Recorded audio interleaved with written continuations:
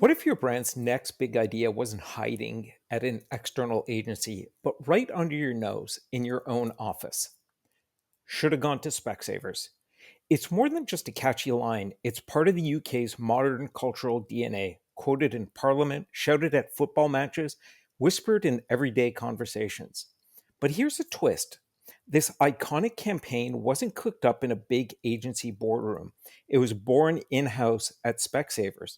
And today we're sitting down with the creative operations leader who's taken that legacy and run with it. Welcome to this episode of the Creative Ops Podcast. Joining me today is Julia Arenson, Head of Creative Operations at Specsavers. Julia has seen Specsavers' in-house agency evolve into a strategic, award-winning creative force that drives real business results. We'll dive into Julia's journey from London agency life to leading creative operations at one of the UK's most recognizable brands. She'll share what surprised her the most about making that leap, like the day she realized work didn't have to mean 9 p.m. desk slogs, thanks to a flickering light in a Guernsey meeting room. But this isn't just about culture shifts. We'll explore how creative operations at Specsavers became the connective tissue between brand strategy, storytelling, and business impact. With systems that empower teams, data that informs decisions, and frameworks that foster creativity. And then, of course, there's AI, the elephant in every creative room. We dive into how AI might shake up creative operations and why, in an era where AI can replicate creative work overnight, brand just might be the last moat standing. So, whether you're leading an in house team, thinking of jumping from agency to brand side, or just curious about evolving creative operations, this episode's for you. So stick around. You're about to hear how creative ops isn't just supporting brands anymore. It's a critical part of bringing them to life today and evolving them for tomorrow. It is great to have you here. You and I have known each other for a few years. You're the head of creative operations at Specsavers, based out of the UK. And I've been following you and the Specsavers in-house agency story for a while now. And I think now's a great time to have you on. I just recorded an episode with Patrick Bourgogne, who, as you know, leads the in-house agency leaders club. And we were talking about how there's sort of been this marked increase, if I could use the term explosion, and not just in terms of the number of brands that are investing in in-house agencies, but in-house agencies that are really starting to quickly evolve into from more execution and production to more strategic in-house agencies, which has been an interesting trend to follow. And of course, I think you're sort of a good bookend to that conversation with Patrick because Specsavers has sort of been on this like amazing journey through its own in-house agency evolution from production to strategic. I think there's also been a couple of awards that you folks have been up for on the creative side, which maybe we'll get into today. But so I really want to talk about your journey and use that journey as a way of sort of diving into some of the things you've learned along the way as Specsavers is, I would say, is one of the OG, I'm dating myself by using that term, OG in-house Love it. You're in agency good company. has been on. And Yeah, so that's what I'm looking to do through today's conversation. But before we go there, tell us a little bit about Specsavers and what does Specsavers do, and tell us a little bit about yourself and your creative operations journey. So Specsavers is one of the leading optical and hair care brands. We operate in the UK, in Canada, Northern Europe, and Australia, and actually we're market leader here in the UK. We launched in Canada about 2 years ago, mine in your hometown. So obviously very, very proud to be creating work for market for my friends and family at home. And Specsavers in-house agency is the UK OG agency, really. It's been going since the 80s and has had an in-house team since then, really. And really the point of difference with the in-house team at Specsavers is that it developed the creative and brand strategy, and that came from in-house. Whereas a lot of in-house agencies start with the delivery of performance and work like that. Really, Specsavers started with the creative ideation and strategic development. And when I started 5 years ago, Graham Doldry, who thought of should have and brought it to life really for Specsavers, was still working there. So it was a real gift to be able to start working with him. And really, Specsavers has been on an incredible journey, not just from the 80s, but really since I arrived 5 years ago. We were developing absolutely brilliant, famous work. Specsavers in the UK should have gone to Specsavers. That campaign is a household name. People say it in sporting events, it's said in Parliament. Should have is a shorthand for somebody that makes a mistake. And actually, what's really exciting and humbling is a lot of the work that we're credited for making is actually just made by the public and shared. So people just love it. It's part of the vernacular. A real gift to be able to work on something like that. When I arrived, I spoke to Graham about, how he does the work and what he does. And he really, the way he operated was he would have an idea, and with the CMOs back then, he would bring that idea and they would post rationalize how they could make it and why it was the right thing to do, which was great, when you're developing a TV campaign or out of home and it's quite simple minded and simple. Uh, and the team was built around that. But once the media mix started to get much more demanding, lots of different channels, things like that, it became increasingly difficult to be able to manage what the business need was from that creative team and have the team and the process and the operation to be able to deliver against that business need. And in I came to help develop what Specsavers in-house agency of the future was. It was it was really, really interesting for me coming from working at an agent at London agencies, for my entire career to go in-house. I was very intentional about going in-house. And um, the big light bulb moment for me was it kind of does the same thing, but in a completely different way. And going from an environment where everybody knows what everybody's doing to an environment where that sort of basic bedrock of knowledge doesn't exist was a huge learning curve, and actually really exciting, sorry, and created lots of opportunities for us to think about how we create excellent, outstanding, industry defining work in a new way. So, So for me personally, that was really exciting. a couple of questions here because I know there's a lot of listeners on the agency side, and many people these days are thinking about like, should I be transitioning from the agency side to the brand side, especially if somebody is more sort of like tuned towards like storytelling and creative strategy and things like that. I think very often they find that, maybe they're not getting to do as much of that on the agency side with their clients as historically may have been the case. So, what was it that sort of led you to even consider moving from the agency side to the brand side? And then a follow-on question to that, and I'll ask it again, if it sort of gets lost, is um, you said you were surprised by some things as you went from agency to brand side. What were some of those things that like surprised you, and what were some of the like unexpected surprises, and what were some of the pleasant surprises that you experienced in during that transition period? I'll start with the first question, which is the difference really between outside agencies and in-house agencies, because it on the outside it feels the same. You're developing the same kind of work. You're still making great creative work. I mean, for agencies, they're doing strategy and brand, right? And that's if you're doing ideation, then you're developing the same kind of work. And in-house agencies are all structured quite differently, and how they lean into the business is also structured very differently.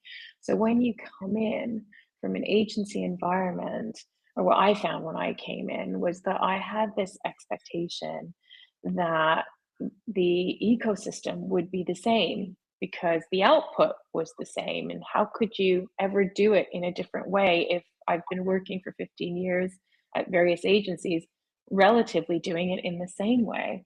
And I think for me, um, that was a massive light bulb moment. You know, there isn't a way that outside agencies operate that in the outside agency environment feels like the only way to do it. And I think until you experience a completely different environment where that is not the culture and that is not how things are made, can you really understand that actually there is a different way? And I mean, the point of difference really is you go into an in-house agency and the roles are, when I came in anyway to Specsavers, the roles and responsibilities for each team were quite different and not as well defined, if I'm honest. The structure, the department structure was very different because of the way that Specsavers was structured around the creative director and what he needed to create rather than potentially the different channels that we needed to deliver. And also, the culture is very different. I remember my first day when I flew to Guernsey on the island, and I went into a meeting at 3:45, and at 5 o'clock, the lights in this meeting room flickered on and off. And I was on a phone call meeting, so there was nobody else in the room. And I walked out at 5:15, and the entire office was completely empty. And the flickering of the lights was to let everybody know that it's 5 o'clock and it's the end of the day and everybody can go home. And and it was just, to be really honest with you, it was mind blowing, you know, because I've come from an environment where um, that was just not the culture. The culture was to be at your desk, and and really the workload was that as such that you needed to be at your desk. And I'm not saying that that's the wrong way to do things, but I think what was interesting during my, especially the beginning time, was understanding that actually there is another way to do things, and we can fit this into a regular day schedule, and how we resource people and the way we review the work can also be different. So that was a massive light bulb moment culturally in a brand. People are there, you know, sometimes just to come in and do the job and go home and to drive business for the product. It's whereas in an agency, most people are pointed to um, winning awards potentially, you know, or creative excellence or building revenue for the agency. And actually, in a brand, the purpose is to bring, you know, better sight and hearing to everyone. So it's quite a different driver, and not everybody is driving towards the best possible creative work. They're driving to lots of different places, and how to bring them together um, to drive to the same place and achieve a great outcome is different than you would have done it in an out of house agency.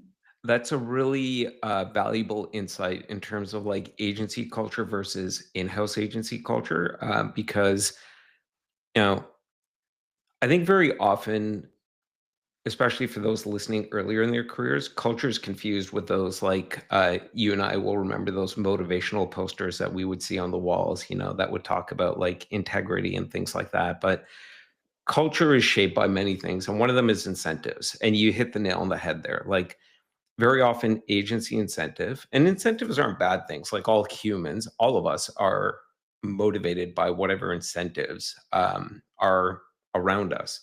And in the agency world, you're right. The incentives are awards. It's the SOW. It's the number of hours worked. It's the margins. It's lots of competing incentives, and then that does lead to, oh yeah, it's normal to be at your desk at 6, 7, 8, 9 p.m. Not saying that's true for 100% of agencies, but I think it's pretty common.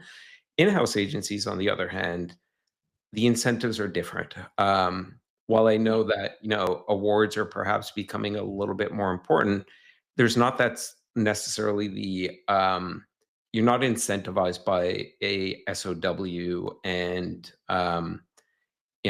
time caps and things like that. You could be much more rooted in serving the needs of the business, of the marketing or sales funnel, of the brand, and how you want to express that brand. So there's a lot more, I feel there's a lot more room for a more integrated culture for the Mm. in-house agency to manifest itself and to appear. And I think that leads to um, the opportunity for a healthier pace of work as well, and probably better quality work over time because of that. Yeah, I think I totally agree with you on all those points. And, just to pull out, everything is centered around the business need. What does the business need from us? How do we achieve that in the best possible way for the business and for our people? They are always what we are considering when we're making any decisions in how we do the work, in what we deliver, and why we're delivering it. So it is a hugely empowering environment in that sense. I think, you know, the people are so integral, in house and out of house. People are your currency. Do you know what I mean? They are the things that make the amazing work. They're the people that are the ones that are driving our customers and our thinking and everything. You are only as successful as the value you place in your people, I think. So it's interesting when the people are all driving towards that purpose, and what is that purpose, and that will define that culture. And if it's better sight and hearing for all, then we have a really clear purpose that we are all driving towards. And it is something I think everybody who works in Specsavers is quite proud of, if I'm honest. Yeah, so I do want to talk more about like purpose a little bit later in the conversation when we're going to get to AI and I think the evolving role of external agencies and things like that. And maybe we'll have some spicy takes here because I do think we are in a time of dramatic upheaval and change.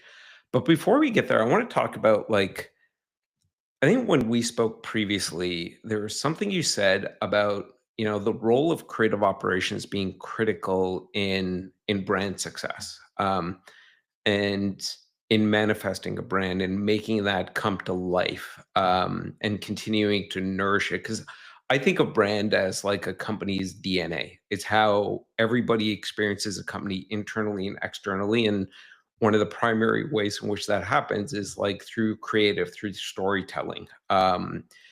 And so I'd like you to talk a bit about that if you could. Like, how is creative operations like critical to that? Because I think a lot of people go, "Oh, creative operations, it's project management. It's about scale, speed, efficiency." But I think, and this is what I find fascinating about you and Specsavers, you've elevated the way you think about creative operations and you've tied it to brand success.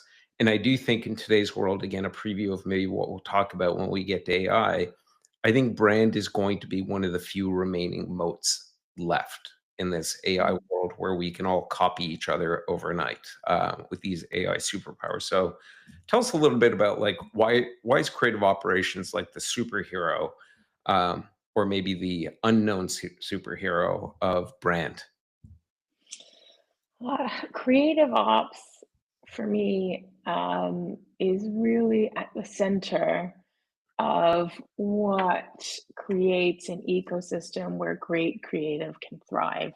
It gives everybody in the team um, the framework and the opportunity to do the things that they love to do, be involved where they need to be involved, and understand how and what we're trying to achieve together. I think it's interesting because creative ops is always in the background, isn't it? People don't always talk about it, and it needs to be um, at the top table now. There are the way that we make things and the way that we talk about what we want to achieve is shifting. Like you said, the environment is in flux. We've got lots of tectonic plates, shifts Yeah. happening in the environment. And being able to be pragmatic in those situations, build a plan for how you are going to answer some of those big questions. You need to have someone at the table who understands how to engage the right people at the right time and systemize the approach, and also empower um, all of the teams to be able to deliver the things that they do best. If there isn't a creative ops function in an agency or in a brand, what ends up happening is that job ends up being diluted into lots of different people, which takes away from their specialism.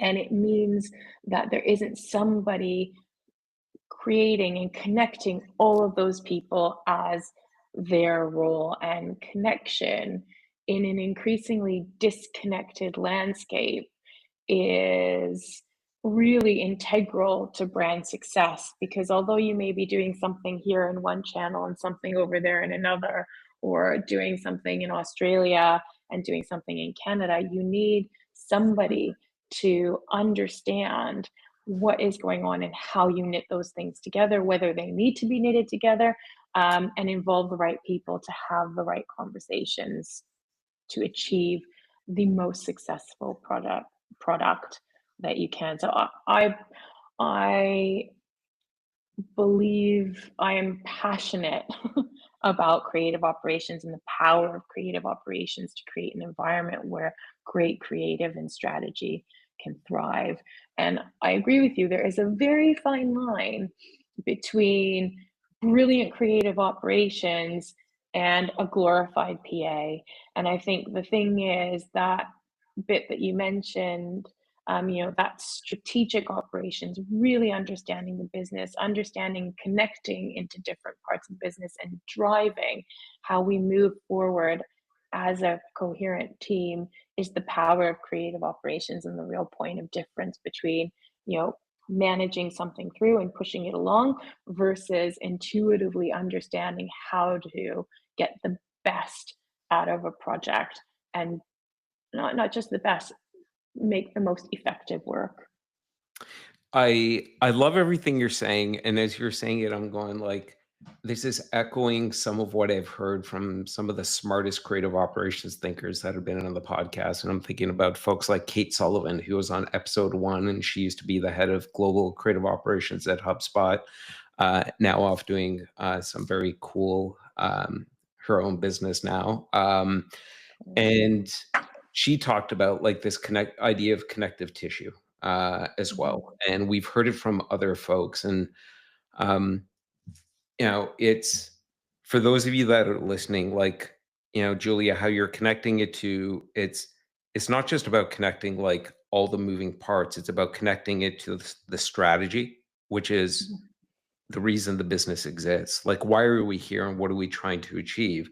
Because ultimately, it's about impact. I think one of the things we need to do as a creative operations community is, and I often talk about, we need to move from like our teenage years into our adulthood. And there's some, too few folks like you that represent what creative operations adulthood is to me, which is scale, speed, cost efficiency, that matters, but it's in the service of making an impact. So there's other things we need to think about. And again, you keep coming back to people, which I think is so critical because like every business is going to only be as successful as how it serves the people it is trying to sell something to, its product or service, Mhm. and only as successful as the people within the business that feel connected to the business. And and I think maybe it's one of those things that is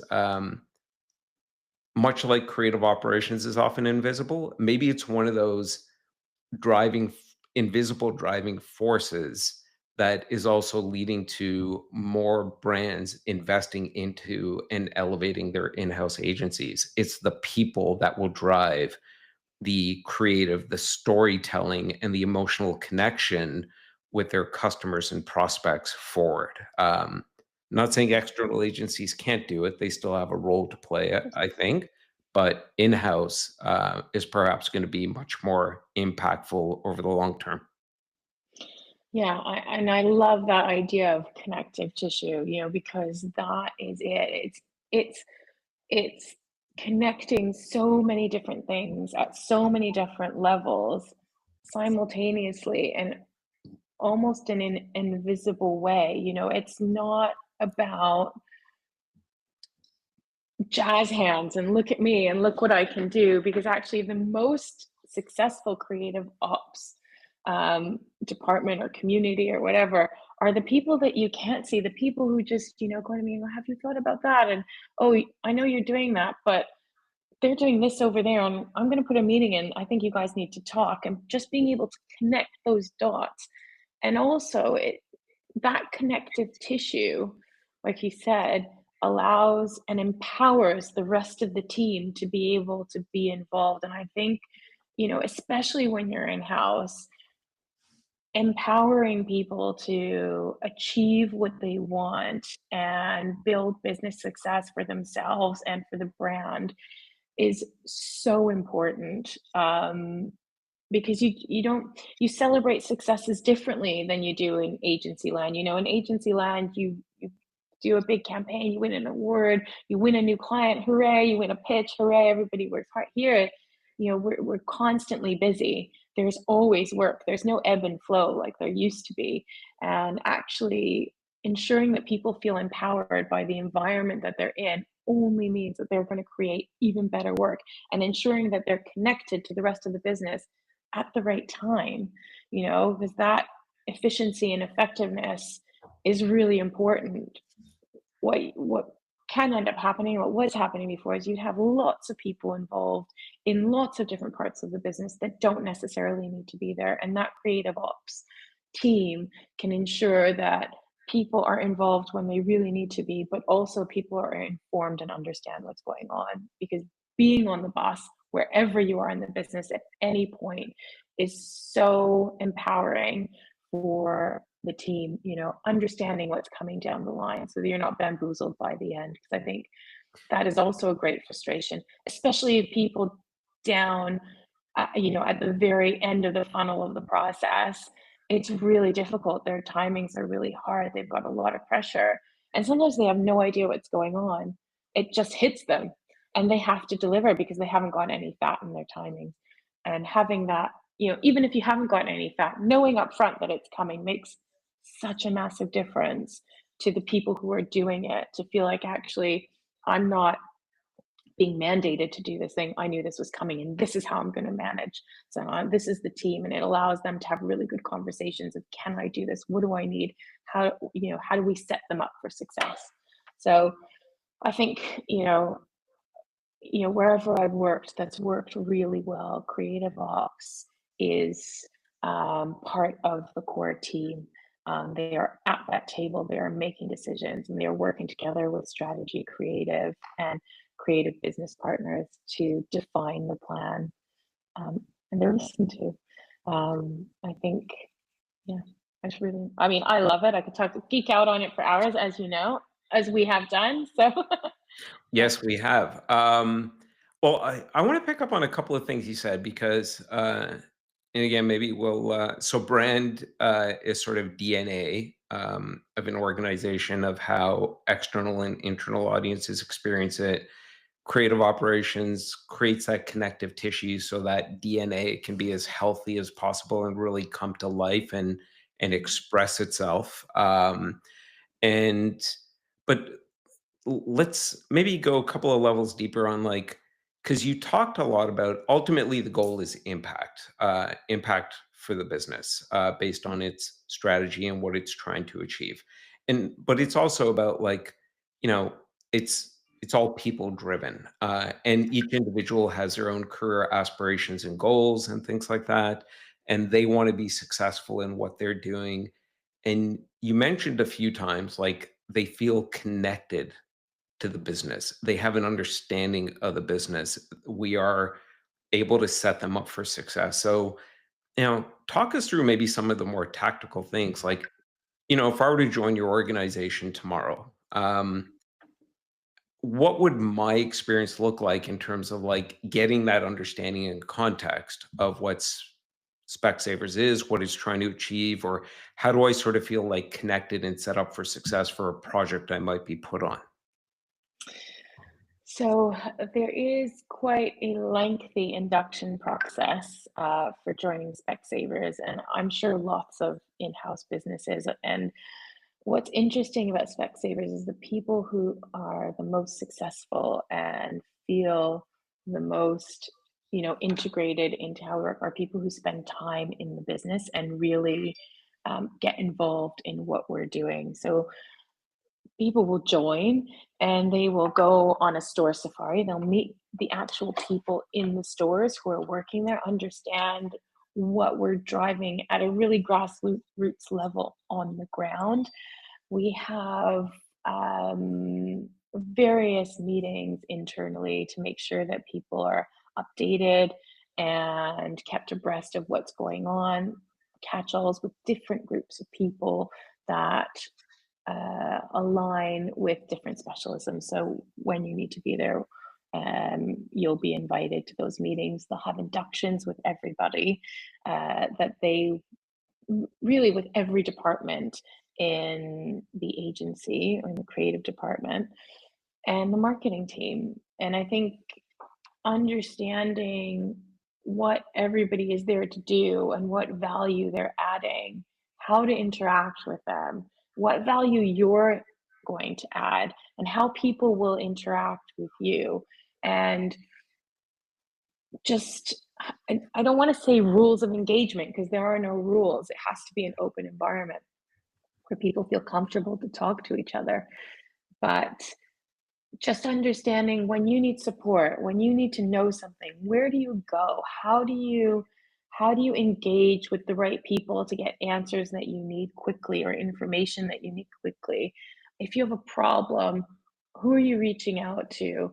So people understanding that at the very outset is so important, but also being involved and getting into the sort of title, back and forth of this is where we are so that they can be a part of the flow of the work. I think the expectation for us really is, come in, listen, get comfortable with what we do, try and understand how we do it because we know we do it differently.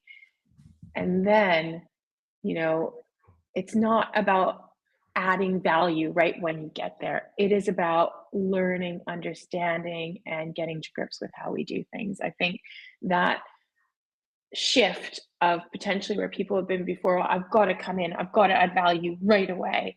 Actually, you will be more useful if you understand the business and you understand what we're trying to achieve and how we work. And then the value that you add will be better received and you'll be better set up for success. So it's all about setting up people for success and how do we do that in the best possible way. I love that you've got sort of this extended onboarding and orientation experience so that people understand the what, the why, the how, the who of how your in-house agency operates. I think that time is critical. And again, I know we've got a lot of listeners at external agencies, and I promise you, I'm not like throwing you guys under the bus. And we do have some people from external agencies coming up on the podcast, but I think that sort of contrasts with the external agency world, where if you join an external agency, you've got an accelerated timeline just to be, how shall I say, revenue and margin productive, Yeah. versus with an in-house agency. And your your orientation really seems rooted in connection, communication, collaboration. Yeah. Sort of building that again as part of I keep going back to biological references, but the DNA of how you operate. And I could just see over time how that will echo because yes, we've got processes in place, we've got systems, and oh, this is the way things are going to go. But we know very rarely do projects sort of go like, pitch perfect in terms of like, oh, step one, two, three, and everything went as it should. Things change because the world in which we operate is dynamic, and sometimes it's just crazy. And you need to be able to know who to turn to, and that you've understand them, they understand you, and you're all rooted in a shared understanding of what are we trying to achieve, what is the impact we want to go for. So it enables that collaboration that is critical, especially when the process isn't the answer. Whatever tech tools we're using are not the answer. The answers are us talking to each other and helping each other. And you also made me flash to people who don't have this, like, when you are faced with those, like, "Oh, things aren't going according to plan," and you're trying to figure things out, it's probably trying to find like, work through one of those, like, hellish, like, call attendance systems. Press 1 for X, press 2 for Y, and you're like, "No, I just wanna talk to somebody and get my problem figured out so we can move forward." So I love that approach to it, and I think it's so simple, yet so human and impactful. I think you've hit that. That's the word. It's how do we be the most human about the work? We are working with people who are talented and who have something to give, and setting them up for success so they can really fly wherever they are. It's good for them. It's even better for us. I think creating an environment where somebody is going to thrive and succeed, and just giving them that time to be able to understand why we do what we do, is really important.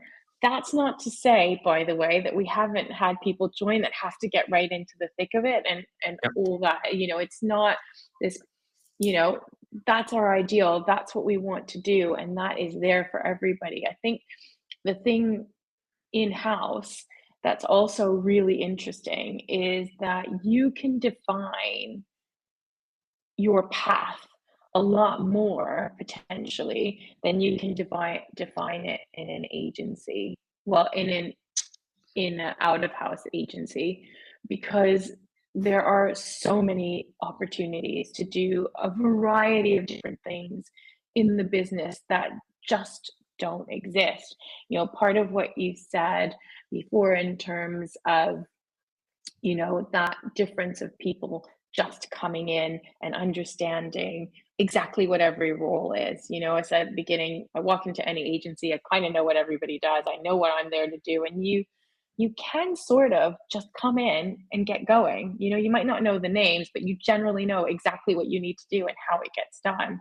It's just not like that. And if you don't set people up, they will go and do things in the way that they've always done them. And the real power of in-house, which you touched on before, is that alchemy of that real deep understanding of the brand and the culture and how we do things, with that subject matter expert experience. And that can come from out of house agencies, that can come from other brands, but merging those two things, that is what is going to create the power and the success of an in-house agency.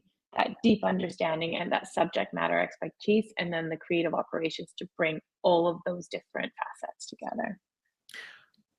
I sort of feel like what I'm pulling out of what you just shared is an in-house agency, you're onboarding and integrating into a culture and a brand, and Yeah.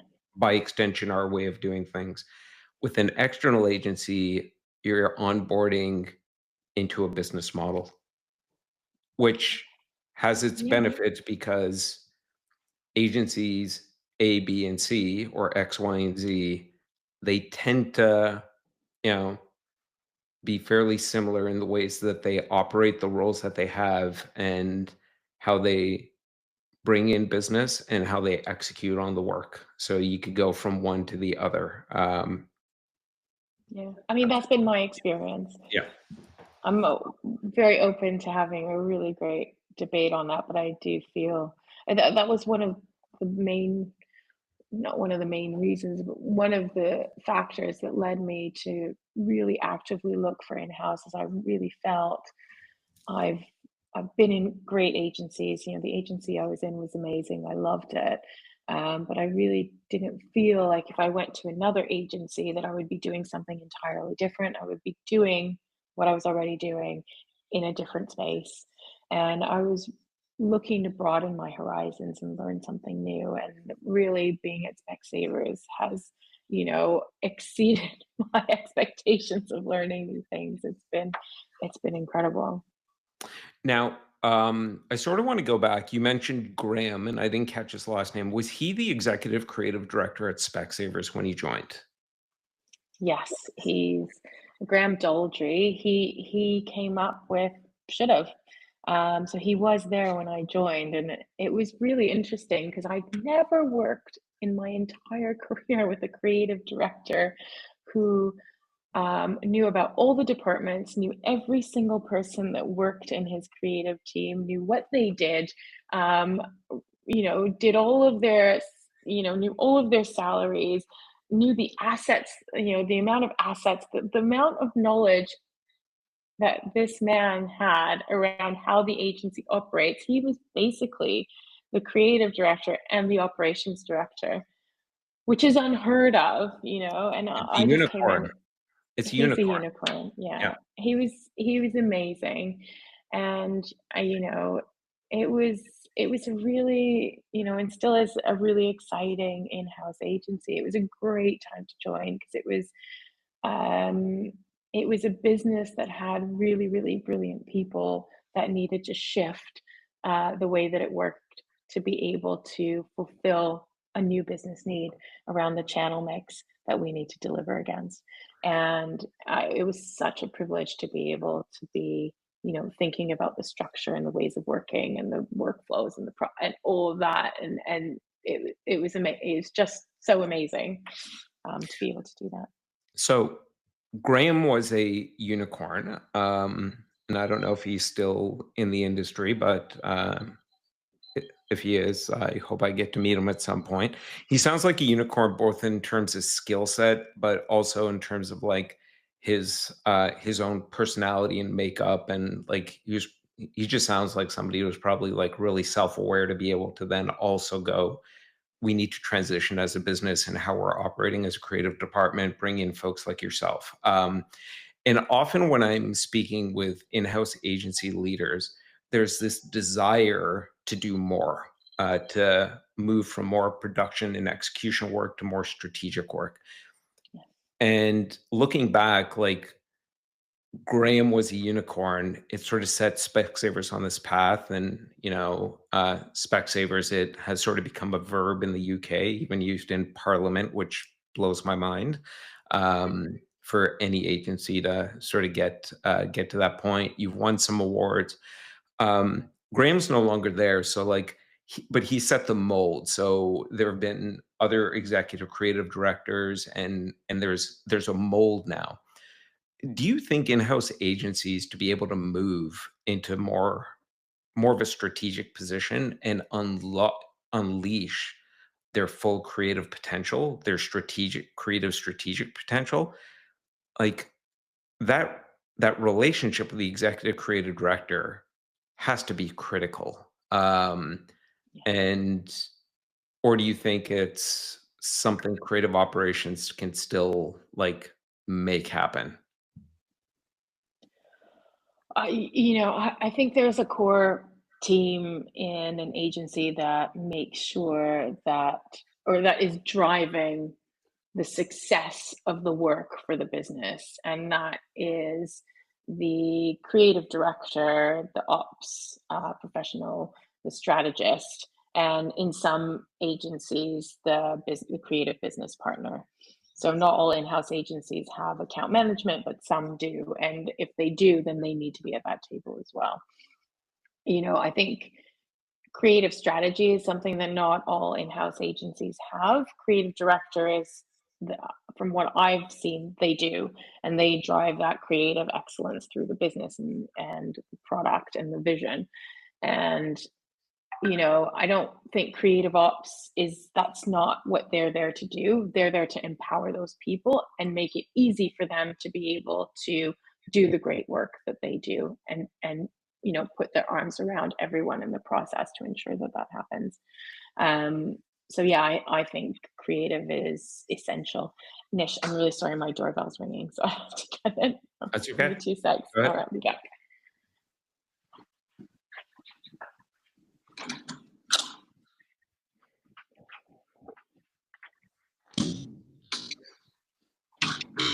Hello?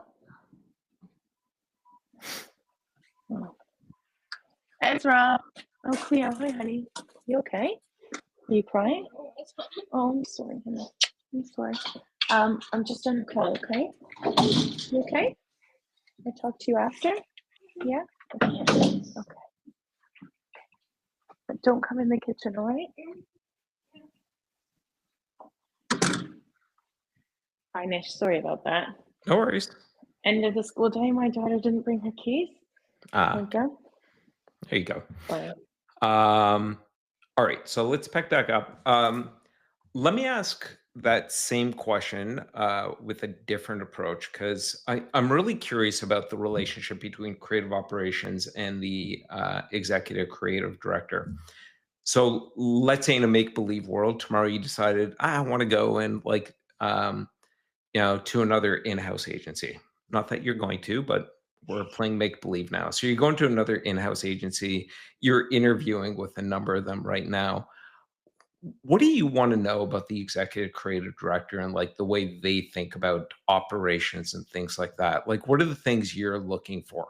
Because I think that would be valuable for listeners here that, you know, want to find their own Specsavers type of environment, which I think only happens or can happen over time with the right executive creative director. It's a good question. I think I would want to know, in their current state, what are their biggest challenges? What are the things that, if I could fix 3 things for them or help them with 3 things, what are they? What do they really need from somebody like me? And, that would naturally lead to lots of really good conversations about where the issues are and how creative ops could help Yeah. Mitigate some of those issues. And then probably all of them, because creative ops will be able to create that ecosystem. That's what we're there to do. And, also, what's the ambition for the future? Where do you want to be? What do you want to do that you're not doing? And I remember when I first started at Specsavers and I was talking to Graham, it was a difficult time, from what he just wanted to make great work. I just want to make great work. All this stuff gets in the way.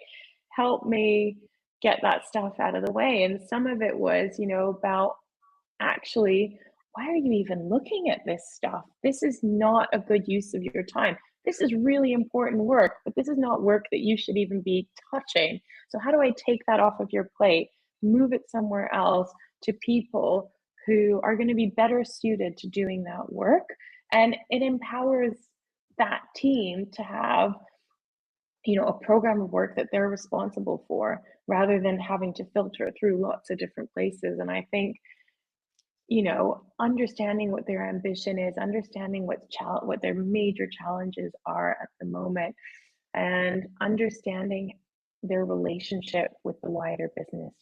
How is your relationship? What can we do to help that relationship? How do we make sure that we are connecting into the business that we want? You're at the table and having the conversations, and involved in the conversations that you want to be in the business. And how do we create the spaces and the relationships to make sure that that happens?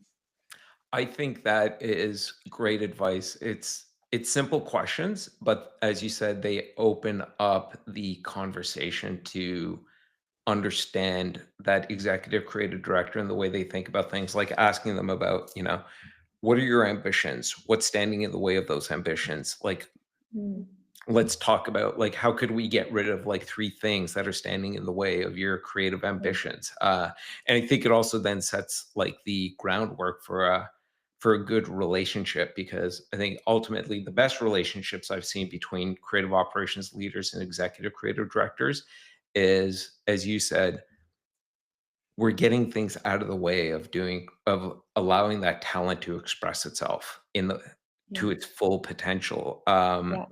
It's No, I think that's really good advice, I for have one anyone. more. I forgot. I Yeah. have one more. What are the gaps? So, what are the things you wish you had that you don't have to be able to fulfill what you want to do? Because I think understanding what the gaps are and how you fill them, do you implement them into the team? Do you work with partners to be able to fill that gap?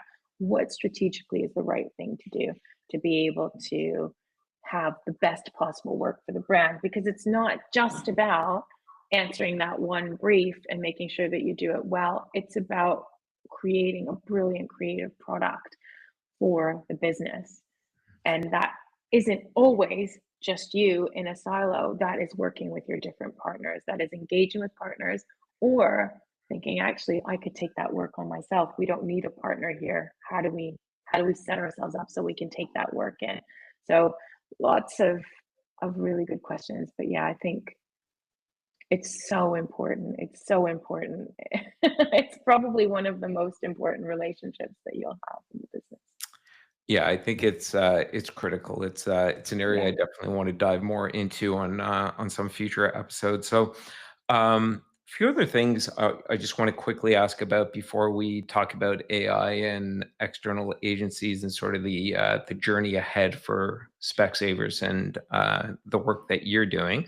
Um, One is, a lot of what you talked about is enabling people on the team to do their work, and I think over the last year or two, there's been more conversation and more openness to how do we leverage data in the creative process. And I know, like, historically it's sort of been like, oh, we're creatives. We don't look at data. It's like the math people over there in the corner doing that. But to me, data is like, I think two things about data these days, or three. One is, it's a conversation with the audience when the audience isn't in the room with you, to see how they're reacting to your work or not reacting to it. And are they connecting to it or not? Are they taking the actions you hope they would take?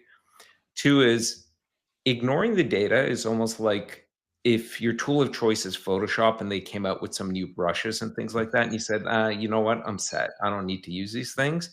Um, it's almost like career and professional negligence not to use data as just simply another tool in your tool set.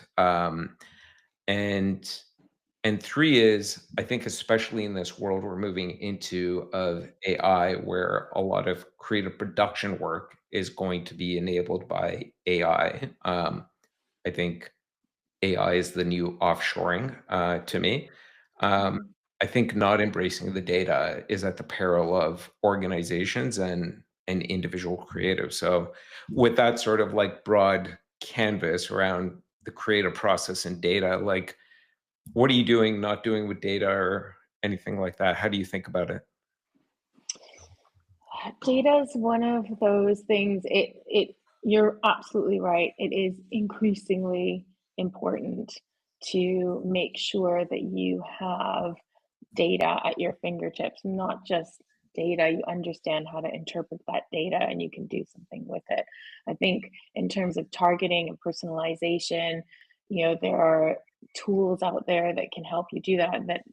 Those tools have been around for a while. So I'd be, if you're not using that type of data to target your comms, then you're really missing out probably on getting in touch with the customers when it makes sense for them and when you want to communicate with them. So it is so important to have the data to optimize your work. So important. And at Specsavers, we do optimize our work. to be able to capture the data and use the data, you have to be set up in a way to be able to do that. So for us to be able to automate and optimize our work, we have to work in certain templates, and that understanding of working in those templates can vary across the business, and templates can be restrictive in terms of creative product. So what's interesting and where the conversation I think is moving towards is understanding for whatever channel you're working in, what is the type of work that you want to make? What is the outcome that you want? And is it about being able to optimize and automate?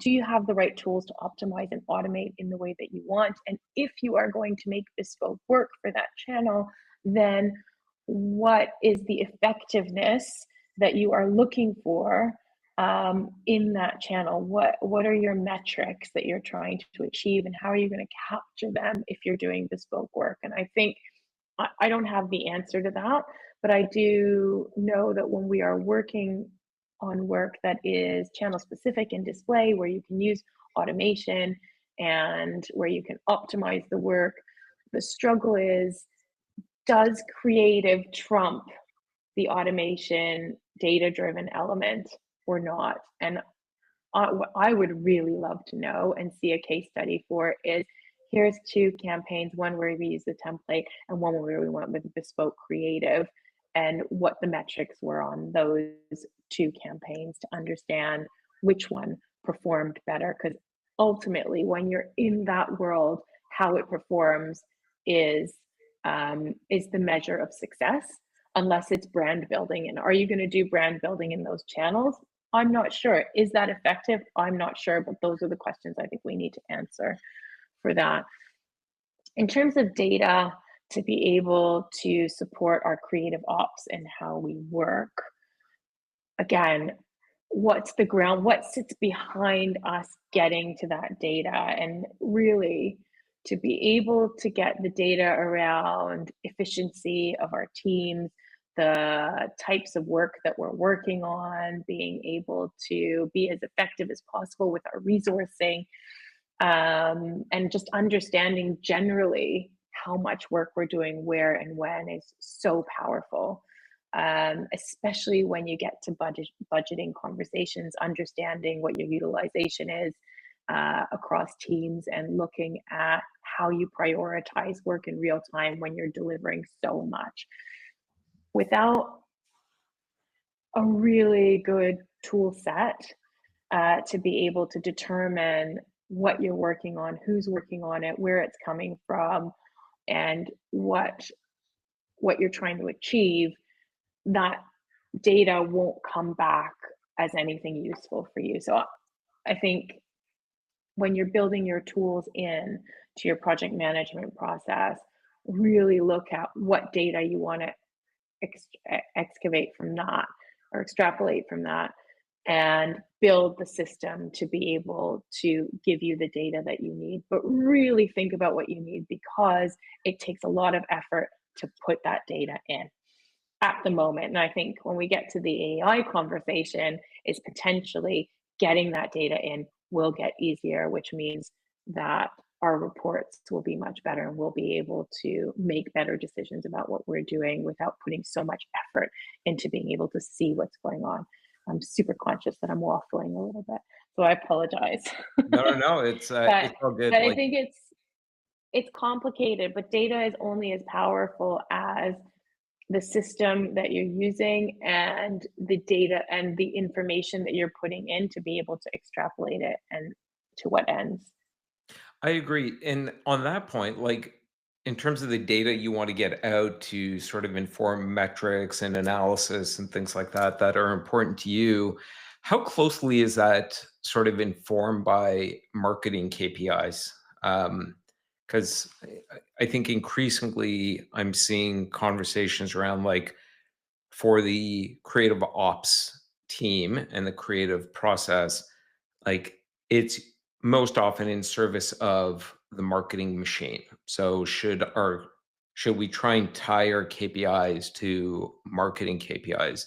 Do you think of it that way, or is it different for you?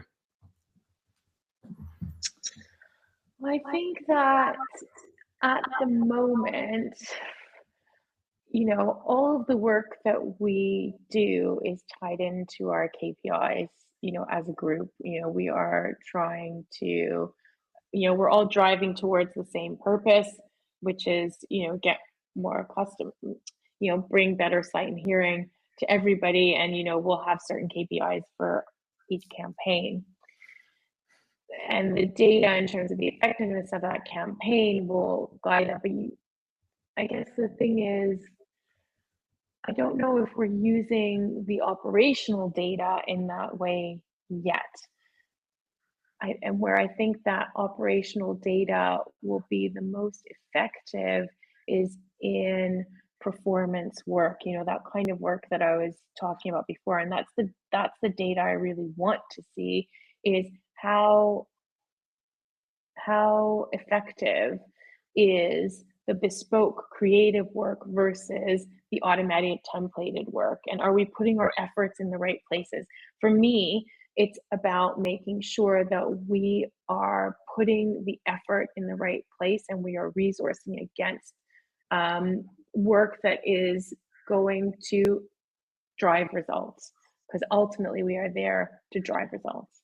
So I love that. So I do think you are tying yourself to the marketing funnel, but you're doing it with a operational lens, which is the right thing to do. So your KPIs may not be the marketing KPIs, but you're looking at how the work you're producing for marketing is performing in market. So you are looking at marketing data, marketing performance data, so that when you're getting requests, sounds like you are filtering it through the lens of, you're asking for X, but we know Y performs better.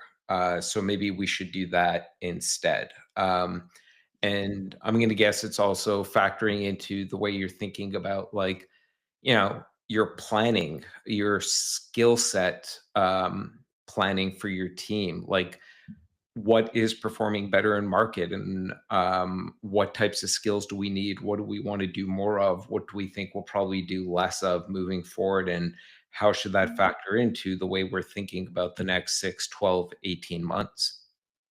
Yeah, we're always thinking about what are we forecasting? What is the work we need to do up front? We are quite a reactive business, if I'm honest with you. We're a trading business, so we need to be able to react. But maybe it's a good time to bring in the different workflows that we have in the agency that really help to filter the incoming work. So we've got 3 different workflows, and actually we started with 2 workflows, which were basically around delivery of assets. Part of our team would be focused on, adapting, making small changes, and pushing the work through. Is a fairly formulaic process, and it would be guided by getting a very clear brief and being able to supply that kind of work. And then we would have work that would need more strategy and more creative thought. And that work is, especially at the beginning when you've got a kickoff and you've got the client brief, that's where we're really thinking about the KPIs. What are we going to do? How are we going to tackle this brief? And does it make business sense? Do we need to involve anybody? And we do think about that right up front. What is the budget? All that those really important questions to define the level and type of effort that we need to put into that type of work. What we found when we had those 2 different workflows is we had this messy middle of work that wasn't quite delivery and it wasn't quite creative development, but was really important for the business. And we ended up calling that work Calibrate, which was very simply taking an existing tone of voice or existing look and feel design and applying it to something new. So for example, we need a new website that's going to drive people to, have their earwax cleaned or something like that. I'm making it up. But, we know what that's going to look like. We generally know the tone of voice. That can go through a completely different process where it goes to a team that is created because there isn't that strategic and development thinking around it, and it can just go through and be done rather than taking up time. So we've funneled our work in such a way that big creative decisions about what's going to drive our business and drive new people into the business is managed very differently from work that can be briefed in and pushed out quite quickly without the involvement of those people, and that gives I them more time. Yeah, I love everything you're saying, and what I'm pulling out of that is there's this, and again, this is a reflection of smart creative operations systems thinking at the start. Mm. It's what's the right type of creative approach to this? Is this blank Yes. canvas like creative strategy, or is this more um, you know, execution? And then even on the execution side, it almost feels like you've built these Lego block creative components that you can sort of pull apart, reconfigure for whatever that executional or tactical need is. So the marketing team sees an opportunity, or they want to run an experiment, and they could do it quickly, just like when I was a kid and I played with Lego. So I don't like the way that looks. I'll tear it apart and I'll make something new. And we'll see if that works or not. So I think, and again, this is all wrapped in what is the business impact we're trying to have. And I love the fact Mhm. that that's part of that upfront process, which for most isn't. And I think it makes that briefing process so much better, because then we're taking the right approach.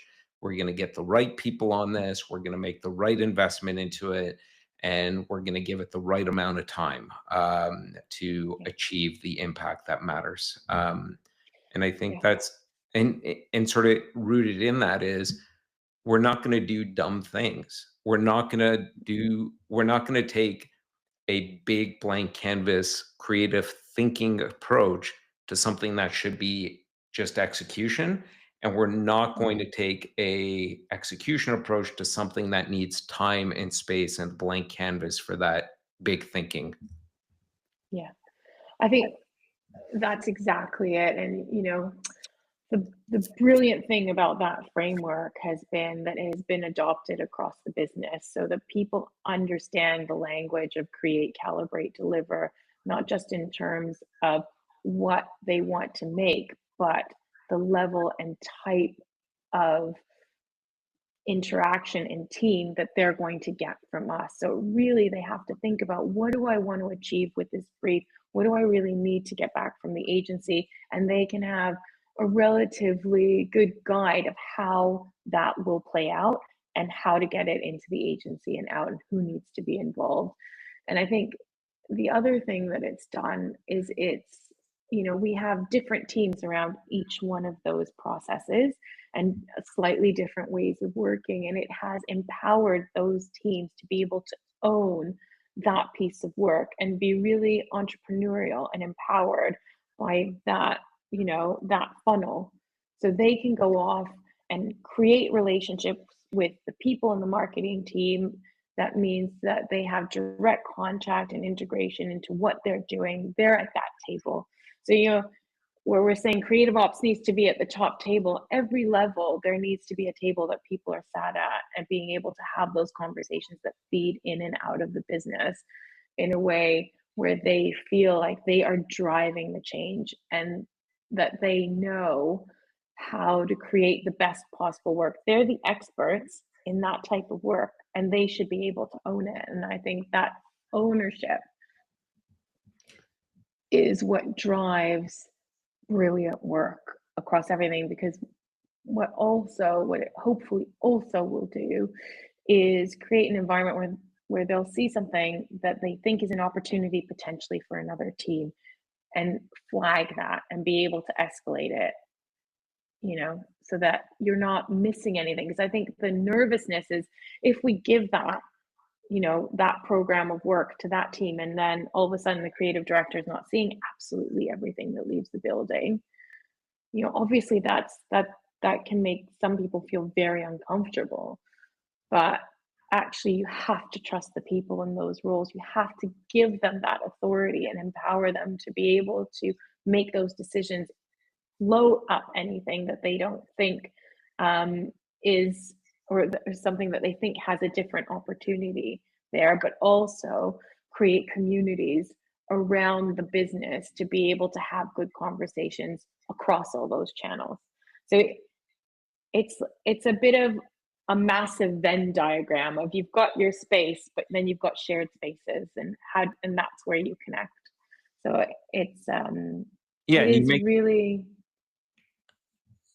sorry, I was going to say you make that possible because of what we are talking about earlier, the onboarding process and really rooting people in the culture and the brand that enables that connection, communication, collaboration.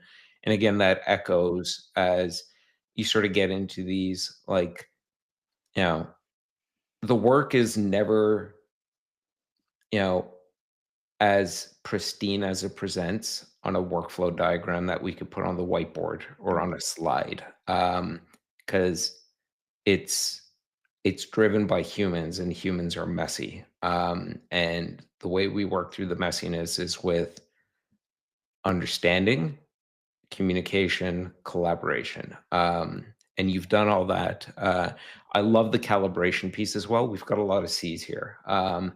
And I'm gonna say, like, and what's really come through for me in this whole episode, a connective tissue, there's another C, is, I think you're not only practicing elevated and smart creative operations, it's common sense creative operations because it's rooted in a understanding of how human beings work, and that, what an organization is and what its purpose is, which is to achieve some sort of tangible business outcome. And we have to be in service of that first and foremost. Yes. And just one more point, you know, because process can be a bit of a dirty word. People are slave to the process. And I think the thing is, actually, when you've created an ecosystem where you've got a baseline process and people generally understand how you work and what everybody's contribution is to that environment, and there's a shared backbone with your partners in marketing or your partner agencies, and the connection points are very, very clear, what you end up with is being able to operate in a system that's more outcome based. Because you think about, what do we want to achieve? You have that KO. What do we want to achieve? Are we going to achieve it in this process? Let's get the people in the room to discuss. And actually, it allows you to be able to augment the process, think about your milestones, and define how you as a team are going to work to achieve the best possible outcome, rather than how you fulfill every single point in the process, because that fulfilling every point in the process does not get you to great work. Having people who are empowered and who understand how to involve the right people, what gets you to great work. So that's also, I think, a massive key to a massive unlocker to creating brilliant work. Yeah, it's like, why are we here? What are we trying to do? And if all we're trying to do is at the end of the month or at the end of the year show we followed every step of the process and look at all the check marks, then great. I guess that's relatively easy. Also sounds boring Yeah, as sin and probably not a good way to achieve like really yeah, great creative and great impact. yeah, Yeah. exactly. All right. Well, Julia, I know we're going to talk about AI and a few other things, but we are at time. But Oh, um, I'm going to be in the UK sometime in Q1 doing some live recordings because I think we are planning on doing a Creative Ops AI workshop at some point. We're doing a whole bunch in North America in the early part of the year, and then hoping to do one in the UK. So when we do that, I would love to have you back on, and we could do this in person. And by the way, total side, and I might cut this out, but I'll probably end up keeping it in. I find it so okay. weird that like a lot of us. You and I have never met each other in real life. We've just interacted on Zoom. And Yeah. then how tall? And I know this is a really weird question. How tall do you think I am? You look really tall. Like, I'm gonna say like throw a number out there. I'm gonna say like 6 feet. Okay, How tall are you? most people when I ask, they go 6 foot to six foot Yeah. five. One person I Yeah. once asked, he said, "You've got 6'4" energy. You seem like a giant." I am 5'7" on a good day, Really? which is the same height as Tom Cruise. Like, he just runs faster than I do. But yeah, it's so I hope we get to meet in person and you can. Oh, I've gotta ask you the same thing back. How tall do you think I am? I think you're 5'6". Ah, I wish I was 5'6". I Okay. love that I'm giving 5'6" energy. I'm 5'2" and a half, but I used to be 5'3". I'm shrinking. Okay, So, you there you know. go. There you go. Well, I am gonna keep this in the episode because I think this is fun. Maybe I'll just make this a bit with everybody. But yes, we will definitely have you back. I know Specsavers is early in its journey on AI as everyone else is. Part of the Yeah. reason we're doing these workshops. And I look forward to the next chat. But this was like fascinating. You shared so much, and it was really like simple, common sense ways in which you've built Specsavers into, I think like from my perspective, sort of the not just the OG, but the in-house agency to look at as an example. Thanks, Nish. It's been so amazing chatting to you. I love that we can geek out on this stuff together. Not many people in the world can, so it's great to be here. Thank you. Excellent. Well, thanks so much. Thank you. Have a good one. Hey folks, Nish back for my reflection questions segment. This is something I do usually a couple of days after the conversation with the guests. This time it was Julia Arenson, the amazing Julia Arenson from Specsavers. I've been noodling on this like all the other guests that I speak to, and a few things I wanted to share, and I'll wrap up with some questions at the end that hopefully help you sort of transition from listening mode to thinking mode, and using that as a launch pad to doing mode.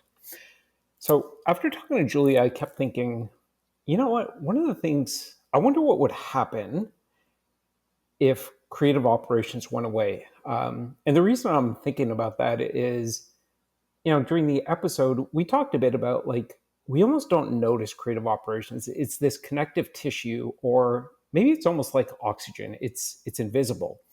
But what if it did vanish tomorrow? Almost like oxygen getting cut off. We'd start to feel it pretty quickly, wouldn't we? And there would be missed deadlines, campaigns maybe just wouldn't hit right, and the brand would slowly unravel. And that's also occurring to me because one of the things I've seen across our creative operations community over the last 18 to 24 months is a lot of creative operations roles have actually been eliminated from organizations. And in talking to some of those folks and talking to people in those organizations that made those decisions, some of what I've heard is, well, we already have our project management system set up, we've got our processes in place, and we needed to make some cuts. So we felt like if the systems were in place, the process, the technology, then we didn't really need that role anymore. And I think that's sort of one of the broader issues in the creative operations world, is that we need to do a better job of helping people understand that the role of creative operations, that individual creative ops leader, that team of creative operations professionals, project managers, they are that invisible connective tissue. They are that oxygen. So yes, you can cut it off, but it'll quickly start to impact you. And that will show up. It might work for a little bit of time, but slowly but surely that oxygen is going to get cut off. That connective tissue is going to start to fray. And what sort of held things together between marketing, creative, and business impact is going to start to unravel. And what really stuck with me from the conversation with Julia is how Specsavers, they don't just run projects. So it's not just a process plus technology. They really wove them into sort of the bigger picture, into something bigger. Their creative ops team, their creative ops processes isn't just about ticking boxes. They were the ones making sure the creative meant something. It wasn't just about simply producing the creative, doing it at scale, at speed. Certainly that matters for certain parts of the marketing funnel. But really making sure that creative as a whole, what they were producing, connected to the business, to the audience, and to the culture itself. That's how they ended up with that iconic Specsavers campaign, should have gone to Specsavers. And that's become part of the cultural fabric in the UK. I love that story, by the way. And it got me wondering, I think we really need to, and if you've been listening to this podcast, it's almost what I've been saying right from the get-go. Creative operations in its teenage years, maturing into adulthood. And I think part of that is we just need to both elevate the way we think about creative operations in terms of what it is, its importance, and its impact or its potential impact in an organization, and better communicate that to the powers that be, to senior leadership in an organization. So is it just a logistical machine in your organization, or is it the heartbeat that keeps the creative vision alive? That really becomes the engine through which brand comes to life. And you've probably heard me say, I think brand is an organization's DNA, how external and internal audiences experience that organization. So I think creative operations is a critical part of that. And, I'm thinking back to the conversation with Julia. It's like, even when she talked about data, it wasn't just about making things more efficient. It was about making things more impactful. I think creative operations as a role, as a function, we have for long been steeped in the language, the vocabulary of scale, speed, efficiency. But we really need to make that shift into impact. And I'm seeing that more with organizations like Specsavers does this, and others with increasing frequency. They're tying their KPIs to marketing KPIs, which is really tying yourself to business impact KPIs. And that's a big shift. We need to be doing more of that. That needs to become the standard, I believe. So while we still need to optimize for speed, we also must at the same time, I guess, walk and chew gum, which is optimize for scale, speed, cost efficiency, and creativity and business impact at the same time. And if you're creative and you're listening to this, what I often hear from you is that, well, ops process feels like a barrier. It's getting in the way of creative. But I think what I heard from Julia, not what I think, what I did hear from Julia and her experience and her leadership and what Specsavers has been able to do. And I'd love to actually interview the senior leadership there and hear how they think about creative operations.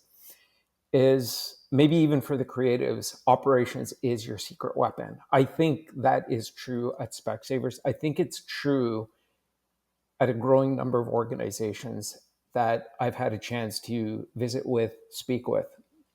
And I think, again, this is part of that broader narrative of what creative operations can and needs to mature into.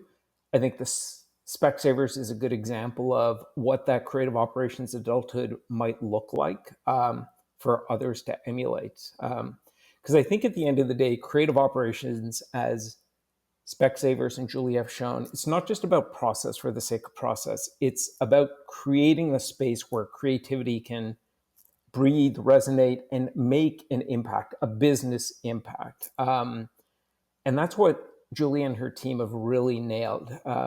And I think we all need to be thinking more about that. So that's sort of what's been on my mind. I'd love to hear what's on yours. And here's a few questions for you to maybe think about. And I'd love for you to think about these questions, maybe use it to prompt a discussion with your team, maybe a discussion between creative operations and creative leadership, or discussion between creative operations and leadership, senior leadership in your organization, your CMO, the C-suite, whoever else it might be. So a few that I'll rhyme off here, and usually I produce a list of 15 to 30. I'm just going to give you a 4 or 5 here. So let me just sort of scan through my list. Well, let's go back to the vanishing thing. If your creative ops team vanished tomorrow, what invisible roles or connections and relationships would suddenly or slowly start to fray and then collapse? So this is the idea of like, what if the oxygen started to get cut off from the creative process? And how would that sort of impact marketing's velocity and your brand success and ultimately business impact? I think that's a good thought exercise to go through, is like, what if creative operations did go away tomorrow? And again, going back to lots of creative operations roles have been eliminated in the space over the last 18 to 24 months. I think as a creative operations leader, this might be a good thinking exercise for you to go, all right, what if it did go away? And really steel man this, look at it from both sides. What if it went away? You know, what bad things might happen, what good things might happen. Because at some point, you might be faced with a question and decision around, oh, we need to make budget cuts. And you might have to justify keeping creative operations. Asking yourself this type of question or doing it with your team or your marketing peers or others might also lead to other perspectives and just different ways of thinking about the value and understanding the value of the role of creative operations. And even if you're not faced with, hey, we might need to eliminate this role or scale back the amount we're investing into creative operations, I think this is almost like a proactive way of making the argument for not just protecting roles and budgets, but actually then flipping the script and going, here's why we need to invest more into this.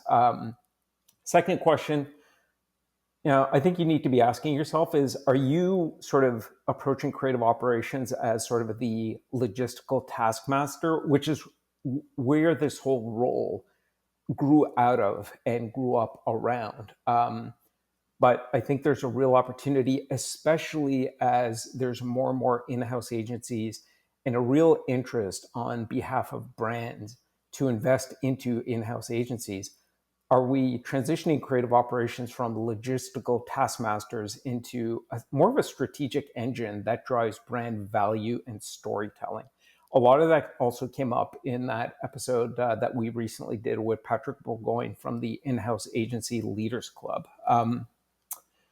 So third question, and this one is, so how can creative ops and creative leaders better partner to ensure storytelling, great creative, aligns with both the brand identity and business impact without compromising quality, speed, scale, cost efficiency? And that's not easy to do, but I think creative ops leaders and creative leaders really need to be tied at the hip, because they are two sides of the same coin. They ultimately want the same things, the same outcomes, business impact. They want their work to matter, and they have to balance all these competing priorities. It's not easy to do, but it certainly doesn't happen if the creative ops leaders and creative leaders are not co-partners in this. So I think there needs to be much more partnership there. And I see that with the most successful in-house agencies, and having learned, quite a bit about Specsavers and their process, that certainly is the case there. And it's the case I'm seeing in more organizations, but I think, it needs to become the default. And I think finally, I'll leave you with this. How are we proving value of creative operations to senior leadership, the CMO, the C-suite? And how are we showing that value? Are we still talking about scale, speed, cost efficiency? Again, all those things are important. The CFO is going to care about cost efficiency. Scale and speed is going to matter to the CMO, because that's going to directly tie into marketing campaign execution and velocity, and things like that. And there's a lot of layers to like scale, speed, cost efficiency. How quickly are we able to iterate on campaigns as data is coming back? Are we able to turn around iterations fairly quickly, or our process is agile and adept enough to do that. But then I think it's also about like the bigger picture, the business impact. Are you tying yourself to marketing KPIs? How are we not just ensuring we're following brand guidelines, but the creative that is being produced is really bringing that brand to life? It's breathing oxygen into that brand through the campaigns that are being produced. And that is maybe not going to show up in a numbers based dashboard overnight. But over time, we all know, we understand that brand has incredible value, seismic value to an organization. And I think in this age of AI, as everything is becoming easier and easier to copy overnight and commoditize, brand is going to be, once again, increasingly valuable. So I'll leave you with that. Hopefully that's helpful with you. But those are some of my thoughts after the conversation with Julia, some of the questions I've been thinking about as I transition from talking and listening mode to thinking mode. Hopefully it's valuable for you to also transition into thinking mode and use that as a launch pad into doing mode. Thanks very much. Talk to you soon.